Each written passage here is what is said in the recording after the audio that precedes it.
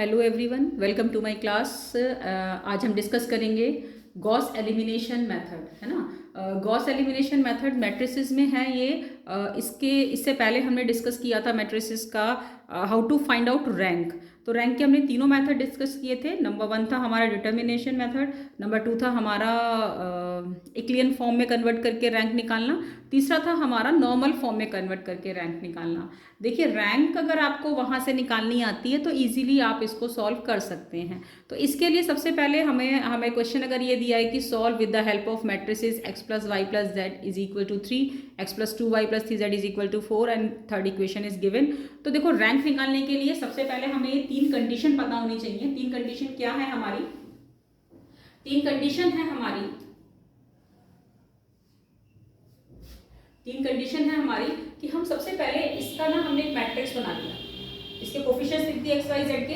यहाँ से लिखे, तीसरे वाले यहाँ से लिखे 1 4 9, यहाँ हम लिखते हैं एक्स वाई जेड, ये आता है आपका 3 4 एंड 6। ये आप पहले ही पढ़ चुके हैं 11th में 12th में, बहुत बार आपने पढ़ा है कि हम कैसे इसको मैट्रिक्स फॉर्म में लिखते हैं। हमने ये लिखा। हम सबसे पहले देखो इसकी जो तीन कंडीशन है वो कंडीशन हम डिस्कस करते हैं। नंबर 1 कंडीशन ये है कि अगर आपने रैंक निकाला ए का, मतलब इसका रैंक निकाला, और हमने रैंक निकाला किसका? ए बी का।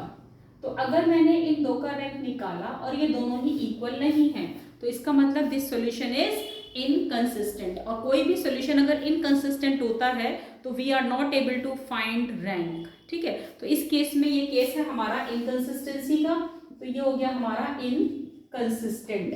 तो ये मेरा इनकंसिस्टेंट केस है, तो हम नहीं निकालेंगे एक्स वाई जेड। अब तीसरी सेकंड हम बात करते हैं, अगर हमने रैंक ऑफ ए निकाला, वो हमारी रैंक ऑफ ए बी के इक्वल है और वो हमारा नंबर ऑफ अननोन्स, अगर देखो ये दोनों इक्वल हैं तो ठीक है, यानी कि इट मे बी कंसिस्टेंट ना, नहीं, इट इज कंसिस्टेंट। अगर दोनों इक्वल हैं तो इट इज कंसिस्टेंट। तो केस क्या होगा कि अगर ये दोनों तो इक्वल हैं, साथ में नंबर ऑफ अननोन्स भी बराबर है। नंबर ऑफ अननोन्स मतलब x y z, we are having three unknowns, first is x, second is y, third is z।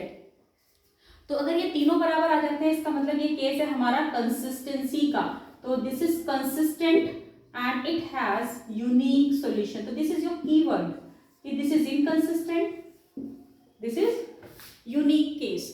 And third case is that कि रैंक ऑफ ए आपने निकाला, rank of A B निकाला, both are equal but it is less than number of unknowns। अगर ये unknowns के क्या है, less than है, दोनों की रैंक आपने निकाली और दोनों ही क्या है, नंबर ऑफ unknowns से छोटे हैं, तो इसका मतलब it has consistency। तो देखो दोनों में, क्योंकि दोनों इक्वल है इसका मतलब कंसिस्टेंसी तो होगी, लेकिन it has infinite solutions, it has unique solution and third case has infinite solutions। तो इसमें जो हमारा मेन जो निकला कीवर्ड वो निकला हमारा इनफाइनाइट सॉल्यूशंस। तो ये तीन केस आपको याद करने हैं। अब देखिए, इसमें एक और आपका बहुत ही इंपॉर्टेंट पार्ट है कि अगर हमने एक्स वाई जेड तीनों निकाले और तीनों की वैल्यू क्या आ गई हमारी 0, तो in that case it has trivial solution. तो एक्स वाई जेड अगर तीनों 0 हैं तो वो ट्रिवियल का केस हो जाता है। उसका भी हम कोई क्वेश्चन डिस्कस करेंगे। तो फिलहाल जो मेन पार्ट है वो ये है कि दोनों की रैंक बराबर नहीं है, इनकंसिस्टेंट, इक्वल है, नंबर ऑफ अननोन्स के बराबर है, it has unique solution as well as consistent है ही है। ठीक है, rank of A is equal to rank of A B and number of unknown से छोटा है, तो इसका मतलब इट हैज इनफाइनाइट सॉल्यूशंस। तो now we are having this question, तो हमने इसको कन्वर्ट कर दिया मैट्रिक्स फॉर्म में। चलिए स्टार्ट करते हैं। तो इसके लिए सबसे पहले मुझे इन दोनों की रैंक निकालनी है। देखिए, ये जो मैंने मैट्रिक्स लिखा है ना, ऐसे ए डबल डॉट बी, इसको हम कहते हैं आर्गुमेंटेड मैट्रिक्स। ठीक है, चलो देखिए। तो हमने सबसे पहले क्या किया, मैंने इसको मैट्रिक्स फॉर्म में कन्वर्ट किया और मैं इसकी रैंक निकालती हूँ, रैंक ऑफ ए। ठीक, मैंने यहाँ इसकी रैंक निकाली है ना। चलिए देखते हैं।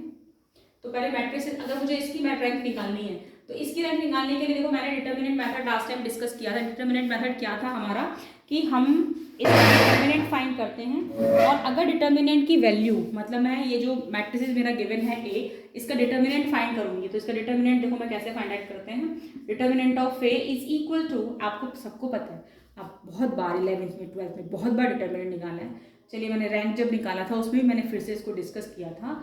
तो मैंने 1 लिखा, इसके बाद मेरे पास 4 एलिमेंट हैं, मैंने निकाला 18 माइनस 12 देन -1, ये आएगा मेरा 9 माइनस 3, ये आता है मेरा +1, तो मेरा आएगा 4 minus 2, so it is 6, it is -6 and it is +2, it's equal to 2, it's not equal to 0। अगर किसी डिटर्मिनेंट की वैल्यू 0 के बराबर नहीं है, यानी कि कोई भी नॉन जीरो नंबर है, तो इसका मतलब इसका जो ऑर्डर है, इस मैट्रिक्स का ऑर्डर क्या है, 3/3 का ऑर्डर है, ये 3 रो 3 कॉलम, तो वही इसकी रैंक हो जाती है। तो रैंक ऑफ ए मेरी हो गई 3। ठीक, अब हमने रैंक ऑफ ए हमने निकाल लिया, इट इज 3। अब बारी आती है आर्गुमेंटेड मैट्रिक्स की रैंक, यानी कि ए डबल डॉट बी की निकाली। तो मैंने ये जो ए का मैट्रिक्स है वो लिखा यहाँ पर, इसके बाद बी है मेरा 3 4 6 इसमें लिखा। तो देखो जब मेरे पास अब ये मेरे पास जो है ये कितने का है, मेरे पास देखा जाए तो इसमें 1 2 3 रो 3 है, बट कॉलम कितने हैं 4। तो ये पूरा अगर मैं आर्गुमेंटेड मैट्रिक्स की बात करूं तो ये मेरा 3 रोज एंड 4 कॉलम का मैट्रिक्स है। तो ये जो डिटर्मिनेंट मेथड हम अप्लाई करते हैं, ये हम करते हैं सिर्फ स्क्वायर मैट्रिक्स के लिए। तो इस केस में मैं क्या करूँगी, या तो मैं नॉर्मल मेथड यूज़ करूँगी या फिर मैं इक्विवेलेंट फॉर्म चूज़ करती हूँ। तो आपकी मर्जी है कि you can choose in between, कोई से मेथड आप यूज़ कर सकते हैं। तो मैंने क्या किया यहाँ पर, ये मेरा देखो पहले बहुत अच्छे से डिस्कस किया था कि नॉर्मल मेथड इक्विवेलेंट फॉर्म में हम कैसे करते हैं। मैं इसका लिंक आपका शेयर करती हूँ। इसमें सबसे पहले जो फर्स्ट एलिमेंट है वो पाइवोट होना चाहिए, मतलब इट मस्ट बी 1, हम इसको 1 बनाने की कोशिश करते हैं। मैं ऑलरेडी मैंने तो ये मेरा पाइवोट एलिमेंट होगा। अब मैं इसकी हेल्प से इन दोनों को 0 बनाऊंगी, है ना। अगर मुझे नॉर्मल फॉर्म में चेंज करना, नॉर्मल फॉर्म में मतलब I have to convert the matrix into unit matrix. तो यूनिट मैट्रिक्स मेरा क्या होता है 1 0 0 0 1 0 0 0 1। तो मुझे इसमें कन्वर्ट करना है, यानी कि we have to make diagonally 1। चलिए अब बारी आती है, देखो ये तो मेरा 1 है, तो मैं इसकी हेल्प से इन दोनों को 0 बना सकती हूँ। मैंने बना दिया, मैं ऑपरेशन लगा रही हूँ, R2 को चेंज करेंगे, R2 माइनस R1 1 1 है, बिकॉज दोनों सेम है, सब्ट्रैक्ट करने पर 0 हो जाएगा। R3 को चेंज करना है, R3 माइनस R1, इसमें से भी R1 को माइनस कर देंगे, तो मेरे ये दोनों 0 बन गए।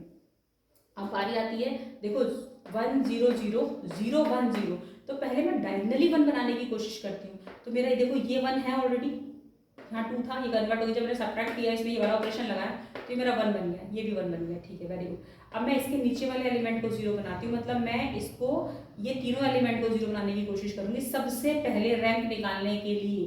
तो मुझे इसको अगर 0 बनाना है तो मैं इसकी हेल्प से बनाऊंगी, मैं इसकी हेल्प नहीं लूँगी, क्योंकि अगर मैंने इसकी हेल्प से इसको 0 बनाने की कोशिश करी तो ये बन जाएगा। 3 से मल्टीप्लाई करके सब्ट्रैक्ट कर दो, लेकिन इसमें मल्टीप्लाई करके जब सब्ट्रैक्ट करोगे तो ये एलिमेंट यहाँ प्लेस हो जाएगा -3। तो मुझे ये 0 खत्म नहीं करना, जो मेरा बन चुका है इसको मुझे टच नहीं करना। तो I can make this element 0 with the help of R2 not R1। ठीक है, तो मैं 3 से मल्टीप्लाई करके इसमें सब्ट्रैक्ट करूंगी, तो ये हो जाएगा मेरा 0, 3 2 जा 6, माइनस करेंगे 8 में से, तो ये आएगा 2 आपका, इट्स नॉट 6 इट्स 2। अच्छा चलिए ये बन गया। जैसे जैसे ऑपरेशन आप इधर लगाएंगे ना, वो ऑपरेशन इधर भी लगते जाएंगे। 3 से मल्टीप्लाई करके इसमें सब्ट्रैक्ट करूंगी तो इट इज 0। अब मैं इसको 0 नहीं बना सकती, बना सकती हूँ, हाँ बना लूंगी, बिल्कुल बना लूंगी मैं इसकी हेल्प से। ये 0 तो बन जाएगा, लेकिन इसका नंबर यहाँ प्लेस हो जाएगा। मैंने कहा था कि इन तीनों को टच नहीं करना, जो 0 बन चुका है उसको टच नहीं करना। तो प्रॉब्लम ये है कि ये 0 नहीं बनेगा, इसका मतलब मैं इसकी हेल्प से इसको 0 बनाऊंगी तो ये खत्म हो जाएगा। तो इसको मुझे खत्म नहीं करना है, इसको 0 बने रहने देना है। तो ये मतलब ये जो अब इसमें मैं इसको अब आगे कुछ नहीं कर सकते, हम इसमें 0 नहीं बना सकते। 1 हम इसको बना सकते हैं, कैसे 2 से डिवाइड करके, तो वो बन जाएगा, it's not a big issue. चलिए अब हम बात करते हैं, ये जो मेरे पास नंबर ऑफ इसमें नॉन जीरो रोज है वो कितनी है, 1 2 3। तो how many number of non zero rows are there, 3। तो 3 रो है इसमें नंबर ऑफ नॉन जीरो, जिसको मैं आगे नहीं बना सकती। तो जो रैंक होगी वो आर्गुमेंटेड मैट्रिक्स की वो हो जाएगी मेरी 3। Number of non zero rose is called rank. ये मैंने डेफिनेशन में स्टार्टिंग में बताया था कि रैंक एक्चुअली होता क्या है, number of non zero rose in a matrix. ठीक, तो यहाँ पर नंबर ऑफ नॉन जीरो रोज कितनी है, 3। अब ये दोनों मेरी इक्वल है, रैंक ऑफ ए भी दोनों बराबर हैं, तो इसका मतलब दिस सोल्यूशन इज कंसिस्टेंट। अब हमारे पास 2 केस बन गए, कंसिस्टेंट तो हो गया, लेकिन ये यूनिक है या फिर इट हैज इनफाइनाइट सॉल्यूशन। चलिए कोशिश करो, ट्राई करो, देखो नंबर ऑफ अननोन्स कितने हैं यहाँ पर, 3 1 2 3, और तीनों के आपस में इक्वल। तो अगर rank of A, rank of A B और नंबर ऑफ अननोन्स अगर तीनों बराबर हो जाए तो हम उसको सोल्यूशन को क्या कहते हैं, it is consistent and it has unique solution. तो इस केस में हम कहेंगे rank of A is equal to rank of A B, augmented matrix is equal to number of unknowns, number of unknowns. तो ये क्या हो गया हमारा, it is unique solution and it has consistent, it is consistent and it has unique solution, has unique solution. Now we have to find out the value of x y z. चलो x y z की value निकालनी है। अब मुझे बताओ कैसे निकाल सकते हैं। बैक सब्स्टिट्यूशन मेथड आप लोगों ने जैसे पढ़ा है, कैसे पढ़ा है, अगर मैं देखो ये जो वैल्यूज है ये मेरे b है ना, तो मैं इसको क्या लिख सकती हूँ, 0x plus 0y plus 2z है ना। तो इक्वेशन क्या बनेगी मेरी, बैक सब्स्टिट्यूशन से स्टार्ट करती हूँ मैं, तो हम लिखेंगे 0x plus 0y plus 2z is equal to 0। यहाँ से सेकेंड इक्वेशन देखो 0x मैंने लिख दिया, 0y मैंने लिख दिया बताने के लिए कि पहला x दूसरा y तीसरा z है, लिखने की जरूरत नहीं है वैसे यहाँ पर, ये 0x का कोई मतलब नहीं है, तो ये आएगा आपका y plus 2z is equal to 1, it's 1।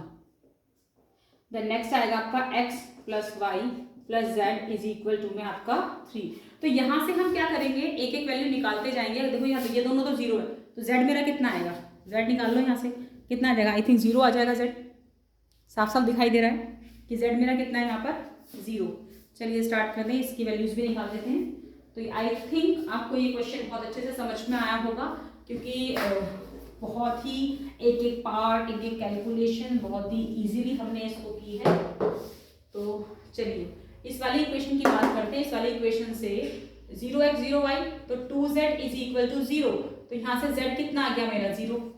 अब बैक सब्स्टिट्यूशन से z को अगर मैं नेक्स्ट इक्वेशन में पुट करूंगी, यानी y plus 2 into 0 is equal to 1, तो यहाँ से y की वैल्यू मेरी आ जाएगी क्या 1, y मेरा आ गया 1।